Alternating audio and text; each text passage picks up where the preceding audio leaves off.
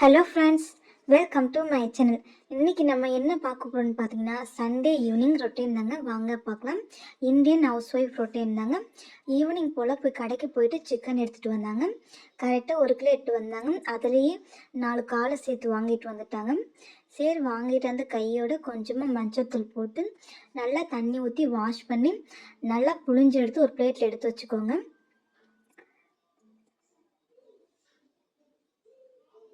நம்ம சிக்கனை ரொம்ப நேரம் கழுவக்கூடாது. கொஞ்சமாக மஞ்சள் போட்டு கொஞ்சமாக தண்ணி பிடிச்சி நல்லா கழுவி ஒரு பிளேட்டில் எடுத்து வச்சுக்கோங்க.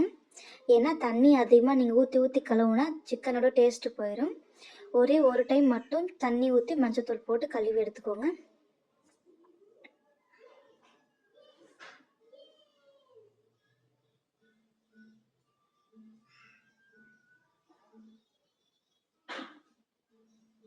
நான் கழுவி எடுத்து ஒரு பிளேட்டில் எடுத்து வச்சுட்டுங்க. அந்த கடாய் இருந்துச்சுங்க இல்லையா, அதுவும் கையோட கழுவி வச்சுதான்னு சொல்லிட்டு கழுவி வச்சுட்டுங்க. இப்போ இருக்கிற சிக்கனில் நான் பாதியாக பிரிச்சுக்க போகிறேங்க. எதுக்காகன்னு பார்த்தீங்கன்னா, கொஞ்சமாக சிக்கன் பிரியாணிக்கு கொஞ்சமாக கபாப்புக்கு தாங்க. இதுலேயே 4 கால் இருக்குது. இது நம்ம என்ன பண்ண போகிறோம் லாஸ்ட்டாக பார்க்கலாம் வாங்க. ஃபஸ்ட்டு நான் கபாப்புக்காக கொஞ்சமாக மாவு போட்டு கபாப் ரெடி பண்ணலான்னு சொல்லிட்டு ரெடி பண்ணிகிட்ருக்கேங்க. பாதியாக பிரித்து ஒரு பவுலில் ஃபஸ்ட்டு நான் கார்ன் மாவு போட்டுக்கணுங்க. ஒரு 3 டேபிள் ஸ்பூன்லேருந்து 4 டேபிள் ஸ்பூன் கார்ன் மாவு போட்டுக்கோங்க. நான் கரெக்டாக ஒரு 3 டேபிள் ஸ்பூன் தாங்க போட்டிருப்பேன். நம்ம சிக்கன் மாவு பொறுத்தாங்க நம்ம மாவு யூஸ் பண்ணணும். கார்ன் மாவு போட்டு இது கூடவே நம்ம சிக்கன் மசாலா வருது பாருங்கள். என்னென்னு பார்த்தீங்கன்னா, தேஜு ஸ்பைசஸ்ன்னு சொல்லி சிக்கன் மசாலா பவுட்ரு மிக்சிங்லேயே வரும். அது கொஞ்சமாக போட்டால் போதுங்க. அதுவும் ஒரு 2 டேபிள் ஸ்பூன் போல் போட்டுக்கோங்க. ஸ்பூன்னா ஒரு கொஞ்சம் எக்ஸ்ட்ராவே போட்டுங்க. 2-3 ஸ்பூன் அந்த மாதிரி எக்ஸ்ட்ரா ஆகுங்க.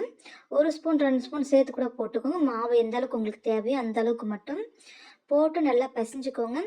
நான் இது கூட முட்டைலாம் எதுவுமே சேர்க்கலைங்க. சும்மா நார்மலாக வீட்டில் இருக்கிற மசாலா வச்சு நான் மிக்ஸ் பண்ணுறேங்க. இது கூடவே நம்ம வீட்டில் அரைச்சா இஞ்சி பூண்டு பேஸ்ட் எல்லாம் போட்டு மிக்ஸ் பண்ணுறதுனால முட்டை போடலைங்க. எண்ணெயும் ஊற்றலை. நான் கொஞ்சமாக தண்ணி ஊற்றாங்க மிக்ஸ் பண்ணி வச்சுருக்கேன்.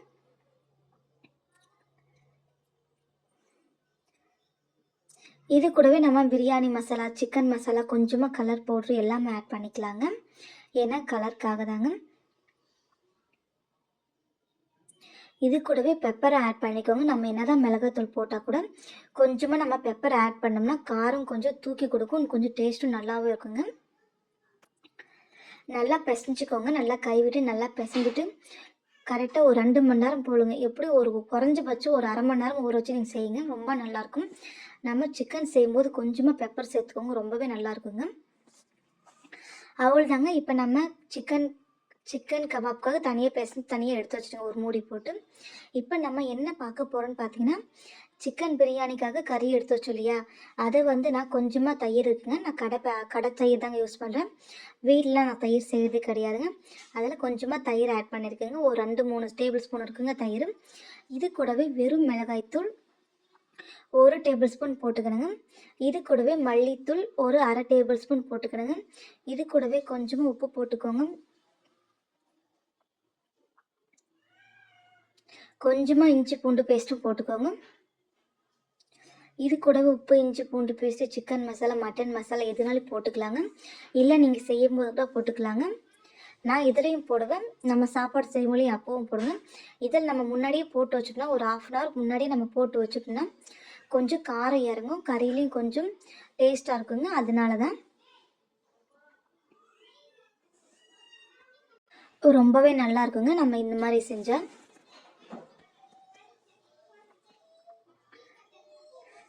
இதுக்காக நான் கொஞ்சமாக கொத்தமல்லி, புதினாலாம் கிள்ளி இதுக்குள்ளே போட்டுக்கிறேங்க. நீங்களும் ஆட் பண்ணிக்கோங்க. இப்போ நான் பிரியாணி செய்யறதுக்காக வெங்காயம் எடுத்துருக்குங்க. வெங்காயம், தக்காளி, ஒரு மீடியம் சைஸில் வெங்காயம் ஒரு 6 வெங்காயம் எடுத்திருக்கேன். தக்காளியும் அது போல் ஒரு 6 தக்காளி எடுத்துருப்பேங்க. தக்காளியில் நான் பார்த்து தாங்க வாங்கிட்டு வந்தேன். ஆனால் அப்பவும் 2-3 தக்காளி நல்லா இல்லை. மேலே பார்க்குறதுக்கு ரொம்ப நல்லா இருக்குது. ஆனால் உள்ளே கட் பண்ணி பார்த்தா தக்காளி நல்லா இல்லைங்க. வெங்காயத்தெல்லாம் நீளமாக நறுக்கலாங்க.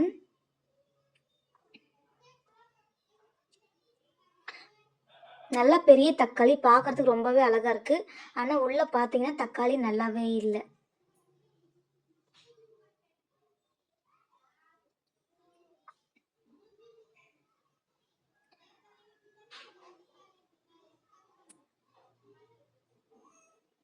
நானும் தக்காளி கட் பண்ண மாட்டேங்குதுங்க. கத்திக்கு சூடு சொன்னேன் இல்லையா? இல்லை நான் யாருக்கு எனக்கு தெரியலையான்னு தெரியல.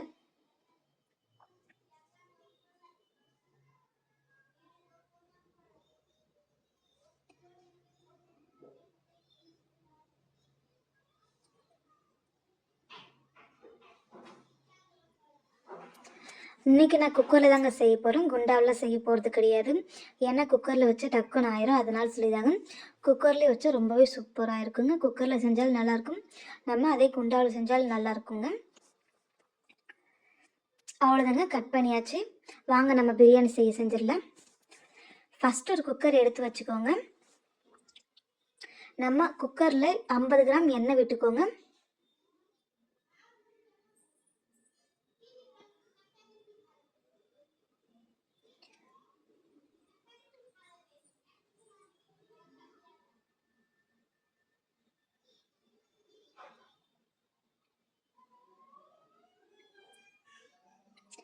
ஏன்னா நம்ம காஞ்சதுக்கு முன்னாடி இது கூடவே பட்டை, கிராம்பு, ஏலக்காய் எல்லாமே போடணும். என்கிட்ட என்ன இருக்கோ அது மட்டும் தாங்க நான் போட போகிறேன். இதில் வெங்காயம் நீள நீளமாக கட் பண்ணிருக்கு இல்லையா, அந்த வெங்காயத்தை போட்டு நல்லா வதக்கி விட்டுருக்கோங்க. நம்ம எண்ணெயில் வெங்காயம் நல்லா வதங்கணுங்க. நல்லா வதங்கிட்டுனா நம்ம செஞ்சோம்னா சாப்பாடு ரொம்ப ருசியாக இருக்குங்க. நல்லா வதக்கி விட்டுக்கோங்க. நல்லா வதங்கினதுக்கப்புறம் இது கூடவே நம்ம இஞ்சி பூண்டு பேஸ்ட்டு போட்டுக்கலாங்க. நம்ம பிரியாணி செய்கிறதா கடையில் இஞ்சி பூண்டு பேஸ்ட் வாங்காதீங்க, வீட்டிலே இஞ்சி பூண்டு டேஸ்ட் வாங்கி போடுங்க, ரொம்ப நல்லாயிருக்கும் டேஸ்ட். அதுதான் இஞ்சி பூண்டு பேஸ்ட்டு நல்லா மிக்ஸ் பண்ணி விடுங்க. அடி பிடிக்காத அளவுக்கு மிக்ஸ் பண்ணி விட்டுக்கோங்க. நம்ம வதக்கும் போதே நமக்கு இஞ்சி பூண்டு வாசனை வந்துடும். அதே நம்ம கடையில் பேக்கெட் வாங்கி போட்டோம்னா அது எந்த மாதிரி வாசனை வரும்னு உங்களுக்கே தெரியும். நல்லா வதங்கிடுச்சு, வாசனையும் பச்சை வாசனையும் போயிடுச்சுங்க. இப்போ நம்ம கட் பண்ணி வச்சுக்க தக்காளியும் போட்டு நல்லா வதக்கிக்கோங்க.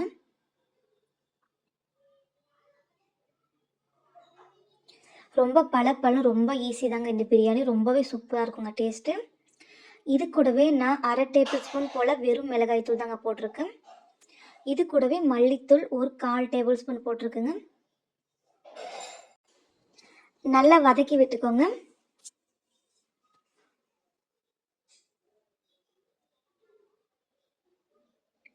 இது கூடவே நம்ம சிக்கன் வச்சுருந்தோம் இல்லையா, மிக்ஸ் பண்ணி சிக்கனையும் போட்டுக்கோங்க. நான் வெங்காயம் கட் பண்ணி முடிச்சதுக்கப்புறம் புதினாவை கழுவி போட்டு வச்சுட்டுங்க. நான் அதை வீடியோ எடுக்கல, அதனால தான் காட்ட முடியலைங்க.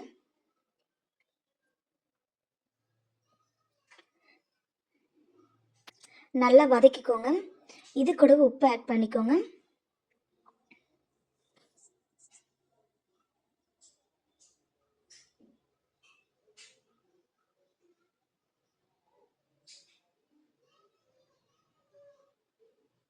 இது கூடவே நான் கரெக்டாக 2.5 டம்ளர் அளவுக்கு அரிசி கழுவி எடுத்து ஊற வச்சுருந்தேங்க. ஒரு 10 நிமிஷம் போல் ஊற வச்சுருந்தேங்க. நான் கரெக்டாக 2.5 டம்ளர் அரிசிக்கு 1 டம்ளர் அரிசிக்கு 2 தண்ணிங்க. 2 டம்ளர்னால் 5 தண்ணி ஊற்றுணுங்க. நமக்கு கறி கணக்கு கிடையாதுங்க. நம்ம அரிசி எவ்வளோ வைக்கிறோமோ அந்த அளவுக்கு தாங்க நம்ம தண்ணி வைக்கணும். நம்ம அரிசி 1 டம்ளர் அரிசி எடுத்தோம்னா 2 டம்ளர் தண்ணி வைக்கணும்.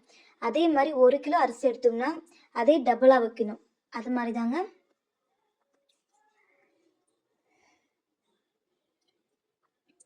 இது கூடவே சிக்கன் மசாலா, பிரியாணி மசாலாவும் ஆட் பண்ணிக்கணுங்க. நான் சிக்கன் முன்னாடி மிக்ஸ் பண்ணும்போது மிக்ஸ் பண்ணிட்டுங்க, இப்போவும் மிக்ஸ் பண்ணி போகிறேங்க.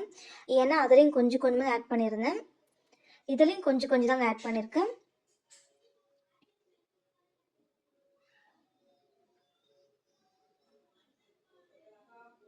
இது கூடவே மஞ்சள் தூள் 1/4 டேபிள் ஸ்பூன் போட்டுக்கோங்க. ஒரு 1/2 லெமன் பிழிஞ்சு விட்டுக்கோங்க. ஒரு லைட்டாக கொதி வந்த உடனேங்க நல்லா மிக்ஸ் பண்ணிக்கோங்க. இந்த ஸ்டேஜில் உப்பு செக் பண்ணி பாருங்கள், உப்பு கரெக்டாக இருக்கான்னு பாருங்கள். கரெக்டாக இருந்துச்சுன்னா நீங்கள் குக்கர் மூடி போட்டு ஒரு 2 விசில் போல் விட்டுருங்க. நம்ம பிரியாணிக்கு 1 டம்ளர் அரிசி எடுத்தால் 2 டம்ளர் தண்ணி வைக்கணுங்க. நமக்கு கறி போகிறது கணக்கு கிடையாதுங்க. நம்ம அரிசி எந்த அளவுக்கு போடுறோமோ அரிசி மட்டும்தாங்க நமக்கு கணக்கு. அவ்வளோதாங்க, நல்லா வெந்துடுச்சு பாருங்கள். ஓப்பன் பண்ணிவிட்டேன். கரெக்டாக நான் 2 விசில் விட்டேங்க. ரொம்ப பளபளன்னு ரொம்பவே சூப்பராக இருக்குங்க பிரியாணி. டேஸ்ட்டும் ரொம்பவே சூப்பராக இருக்குங்க. நம்ம டேஸ்ட் ரொம்ப இதை விட ரொம்ப டேஸ்ட் நல்லா இருக்கணும்னு சொல்லி கேட்டிங்கன்னா, இன்னொரு ஐடியா சொல்கிறேன் பாருங்க. இது கூட நம்ம தண்ணிக்கு பதிலாக இன்னொரு 2 தண்ணி கம்மி பண்ணிவிட்டு தேங்காய் பால் ஆட் பண்ணிக்கோங்க. ரொம்ப சூப்பராக இருக்குங்க. இன்னும் டேஸ்ட்டு சூப்பராக இருக்குங்க அது. நம்ம சிக்கன் கபாப்காக மிக்ஸ் பண்ணி வச்சுருந்தோங்களா மாவு, வாங்க அதை பொரிச்சிக்கலாம். எங்கள் வீட்டில் அதிகமாக யாரும் சிக்கனில் மாவு சேர்த்துக்க மாட்டாங்க, அதனால கம்மி தாங்க நான் போட்டேன். இது கூட நான் முட்டை எதுவுமே சேர்க்க கிடையாதுங்க. தண்ணி ஊற்ற மாவு பிசைஞ்சால் ரொம்பவே நல்லா இருக்குங்க டேஸ்ட்டு. அந்த காலையும் சிக்கன்லேயே போட்டுங்க. அந்த காலும் சிக்கன்லேயே போட்டு நல்லா கால் தீச்சிட்டு நல்லா கழுவிட்டு, அதுக்கப்புறம் தாங்க சிக்கன் நம்ம பிசைஞ்சு வச்சோம் இல்லையா, அது கூடவே போட்டு மிக்ஸ் பண்ணி வச்சுட்டுங்க. அவ்வளோதாங்க, ரொம்ப ரெடி ஆகிடுச்சுங்க. ரொம்ப சூப்பராக இருக்குங்க.